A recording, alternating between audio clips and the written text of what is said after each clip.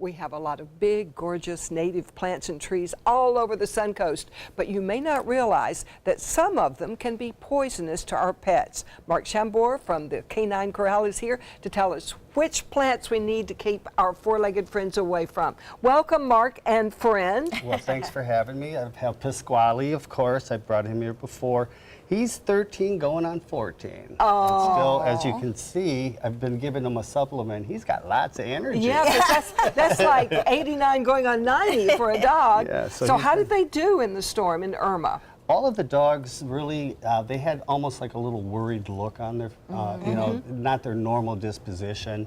And more often than not, you know, they didn't really know the building's pretty secure at where we're at. But most of the dogs could feel the barometric pressure. They could feel that there was something going on. They could feel the human stress too, I think. Yeah, I was trying to stay as cool as possible, but you know, you always, you never think you're prepared enough. Yes. Yeah, Well, exactly. then when you let them out, when you go out again, things have changed. There are a lot of plants they haven't seen before, and they love to go off and sniff.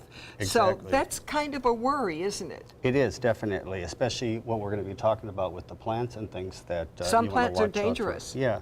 Now, I know that we have some pictures here of Irma, and I was just curious, do we have those up here? I think actually we have some pictures of the plants that you were talking about. Yeah, that so were we dangerous. know. So tell me about like this one. What are we holding? What is this? This is one of these things, they're not necessarily poisonous, but this is a starburr, and what's going to happen is these are going to dry out in about a month or so, and those are the ones that are going to get into your dog's paw. It's going to be walking in with its foot paw up like that, and you're going to have to pull them out. Well, and they get without stuck getting in their caught. hair, they get Yes, stuck it's so on your hard to socks. get out. Definitely. Now, And what about this one?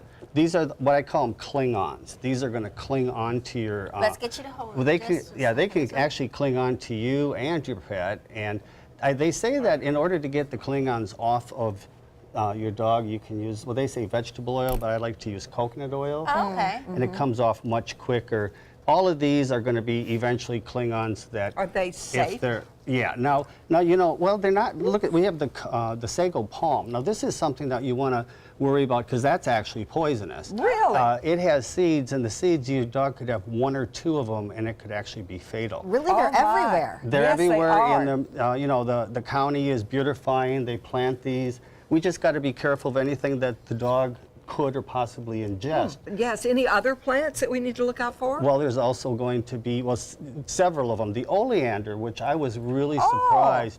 The oleander is poisonous. Every part of the oleander is poisonous. Even if the flowers go into the water can become poisonous as well. So you got to be really careful because that concentrates on the cardiovascular and the nervous system. Any others? Well, it's not. People say, well, poison ivy probably doesn't really bother the dog, but it does on the underside. You know, they always say leaves of 3, let it be. That's one reason why you can find the poison ivy, but it will cause a lot of irritation. And they say that.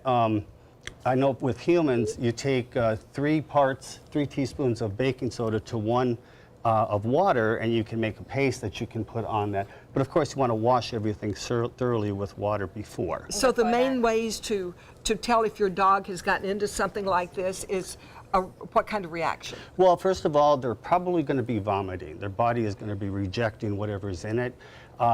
Increased thirst, however, you want to be careful not to give them a lot of food and water after that, but their thirst is going to be very, very heavy. They might have a bloody stool, and of course, anytime you see your dog to be a little lethargic, you know there's something not quite right with it. Yeah. You know. So how do you keep your pet safe? How do you keep them away from those things? Well, first of all, inspect your backyard.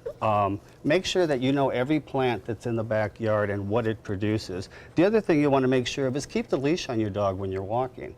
You know, you should always leash walk your dog because they may just poke into a bush. I had a customer of mine that the dog poked in the bush and actually popped with a needle into its eye and had to have surgery. You know, and teach the dog drop it and leave it. Because those are the things, if you get something in your dog's mouth, you tell them to drop it, you can get it out before they ingest it.